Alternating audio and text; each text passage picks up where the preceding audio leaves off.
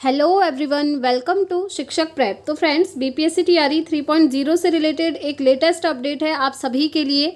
Domicile को लेकर एक बहुत बड़ी अपडेट है फ्रेंड्स, क्योंकि आप जानते हैं डोमिसाइल को लेकर आंदोलन भी चल रहा था।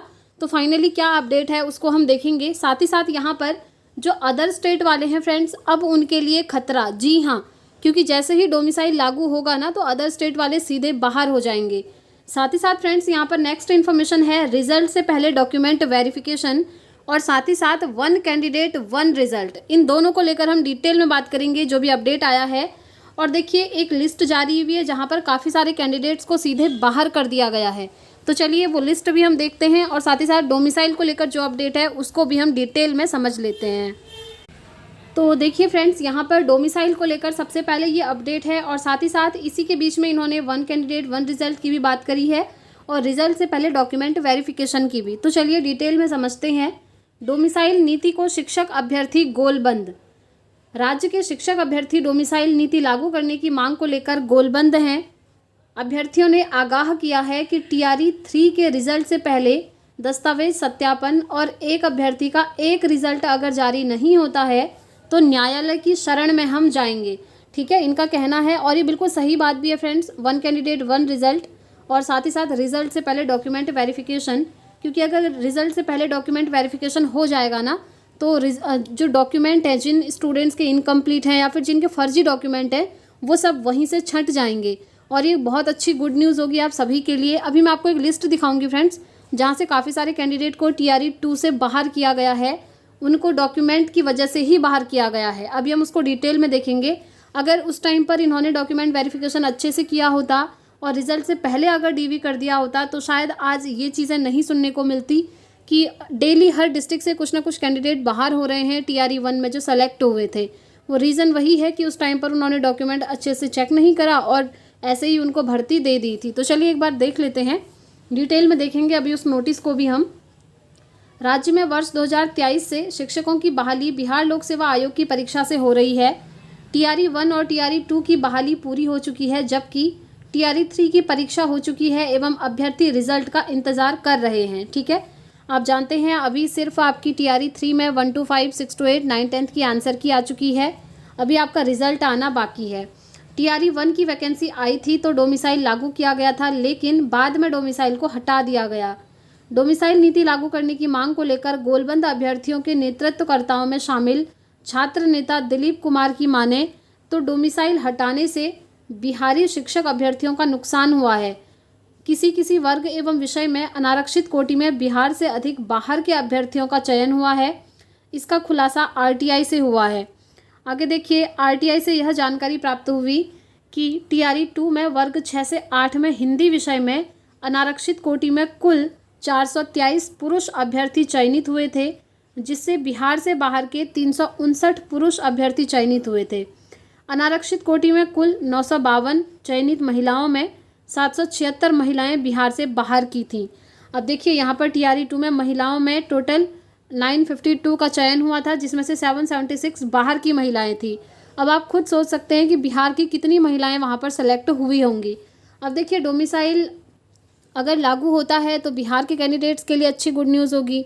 डोमिसाइल नहीं लागू होता है तो फिर अदर स्टेट वालों के लिए ये गुड न्यूज़ होगी, क्योंकि अगर डोमिसाइल लागू नहीं हुआ तो ऑल ओवर इंडिया के कैंडिडेट यहाँ पर एलिजिबल हो जाएंगे। बिहार की 176 महिला अभ्यर्थियों का ही चयन हुआ, जबकि बाहर की 776 महिलाओं का चयन हुआ था। तो देखिए, जो बिहार से बाहर की हैं वो 776, और बिहार के सिर्फ 176 फीमेल का चयन यहाँ पर हुआ था टीआरई 2 में। तो छात्र नेता दिलीप कुमार ने कहा कि कुछ राज्यों में शिक्षक भर्ती में प्रत्यक्ष या अप्रत्यक्ष रूप से डोमिसाइल लागू है, जिसके कारण बिहार के अभ्यर्थी वहां फॉर्म भी नहीं भर सकते हैं। तो देखिए, हाँ, कुछ स्टेट तो ऐसे हैं जहां पर आपका डोमिसाइल लागू है, लेकिन कुछ स्टेट ऐसे भी हैं जहां पर डोमिसाइल लागू नहीं भी है। ठीक है, जैसे कि आप जानते हैं यूपी में आपका सुपर टेट आता है, वहाँ पर ऑल ओवर इंडिया के कैंडिडेट एलिजिबल होते हैं। ऐसे बहुत सारे स्टेट्स हैं जहाँ पर होते हैं, लेकिन काफ़ी सारे स्टेट ऐसे भी हैं जहाँ पर डोमिसाइल अलाउ है। जैसे उत्तराखंड की अगर बात करें तो वहाँ पर आपको डोमिसाइल चाहिए है। तो हर स्टेट के ये जो है स्टेट गवर्नमेंट के ऊपर डिपेंड करता है कि वो क्या डिसीजन लेती है। आगे देखिए, तृतीय चरण की शिक्षक भर्ती परीक्षा का परिणाम सितंबर अंतिम सप्ताह या अक्टूबर के प्रथम सप्ताह में आने को है। इससे पहले अभ्यर्थियों द्वारा लगातार महीनों से रिजल्ट से पहले डीवी एवं एक अभ्यर्थी एक रिजल्ट की मांग हो रही है, जो कि बिल्कुल सही है फ्रेंड्स।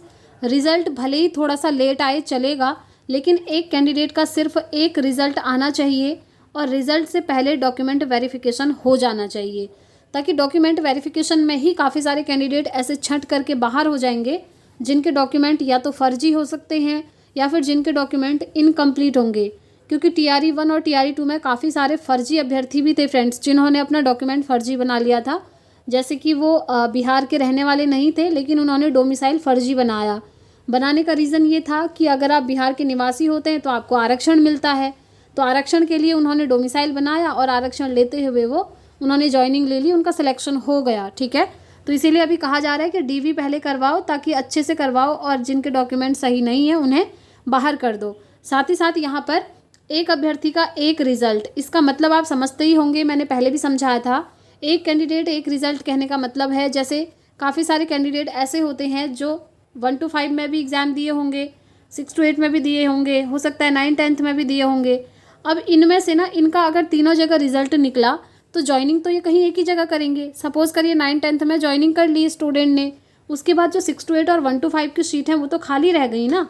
इसीलिए कहा जा रहा है कि एक अभ्यर्थी का सिर्फ एक ही रिजल्ट जारी करो, ताकि जो बची हुई सीटें हैं वहाँ पर योग्य अभ्यर्थियों का सिलेक्शन हो पाए और जो सीटें हैं वो फुलफिल हो पाएँ। ठीक है, देखिए इसके लिए अभ्यर्थियों ने आंदोलन भी किया था, आपने देखा था, और काफ़ी टाइम तक एक दिन वो ट्रेंडिंग पर भी चला था ट्विटर पे।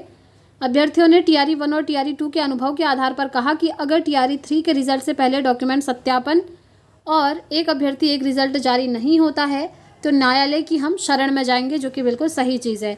तो अभी ये मांग चल रही है फ्रेंड्स, इसीलिए लगता है अभी जो TRE 3 का रिजल्ट है उसे आने में लेट भी हो रहा है, डिले हो रहा है। अब देखते हैं, अगर ये कुछ निर्णय लेते हैं तो अच्छी बात है। जो भी ऑफिशियल अपडेट आएगी फ्रेंड्स आपको इन्फॉर्मेशन मिल जाएगी, इसलिए आप चैनल को ज़रूर सब्सक्राइब करके रखें फ्रेंड्स, ताकि हर एक अपडेट आपको टाइम से मिलता रहे। और आप लोग कमेंट करके ज़रूर बताइएगा कि आप लोग क्या चाहते हैं, डोमिसाइल लागू होना चाहिए या फिर नहीं होना चाहिए, क्योंकि फ्रेंड्स ये अलग अलग स्टेट जो है ना, स्टेट गवर्नमेंट पर डिपेंड करता है कि वो लागू करता है या फिर नहीं करता है। साथ ही साथ 1 कैंडिडेट 1 रिजल्ट, और जो आपका एक और ये चीज़ चल रहा है कि रिजल्ट से पहले DV, इसको लेकर आप लोगों के क्या ओपिनियन है, प्लीज़ कमेंट करके अपने ओपिनियन ज़रूर शेयर कीजिएगा। अब आप ये लिस्ट देख सकते हैं फ्रेंड्स, एक लिस्ट आपकी जारी हुई है, यहाँ पर आप देख सकते हैं ये 8 कैंडिडेट ऐसे हैं जिन्हें अभी बाहर किया गया है। और हर दिन आपको एक ना एक नोटिस ज़रूर ऐसे ही देखने को मिलता है, जहाँ पर बिहार के अंदर अलग अलग डिस्ट्रिक्ट से बहुत सारे लोगों को बाहर किया जा रहा है, जो कि TRE 1 और TRE 2 में सेलेक्ट हो चुके थे।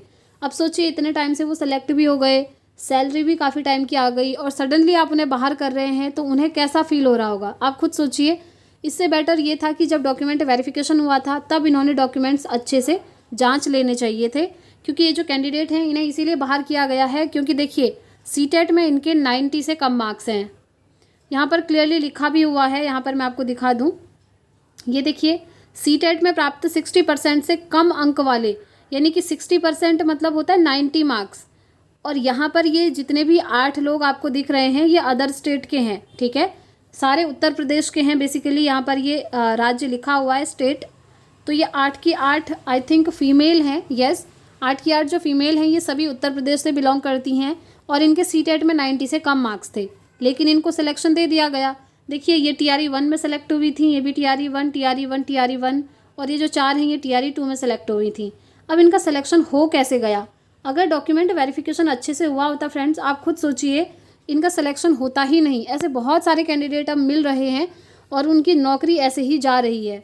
तो इसीलिए अभी मांग हो रही है कि पहले डॉक्यूमेंट वेरिफिकेशन होना चाहिए, फिर रिज़ल्ट जारी होना चाहिए, जो कि काफ़ी हद तक बिल्कुल सही भी है फ्रेंड्स, क्योंकि अगर ऐसा होगा तो निष्पक्ष रूप से जॉइनिंग मिलेगी लोगों को। ठीक है, तो यही अपडेट है फ्रेंड्स। बाकी मैं आपसे कहूँगी अगर आप TRE 4 देना चाहते हैं ना तो अपने डॉक्यूमेंट ज़रूर कंप्लीट रखिएगा, अदरवाइज़ बाद में आपको भी ऐसे ही बाहर कर दिया जाएगा। इसीलिए आप एक बार डॉक्यूमेंट की लिस्ट ज़रूर देख लें, यानी कि जो एलिजिबिलिटी क्राइटेरिया है TRE 4 में फॉर्म फिलअप करने का वो आप देख लीजिएगा, उसमें कौन कौन से डॉक्यूमेंट्स चाहिए।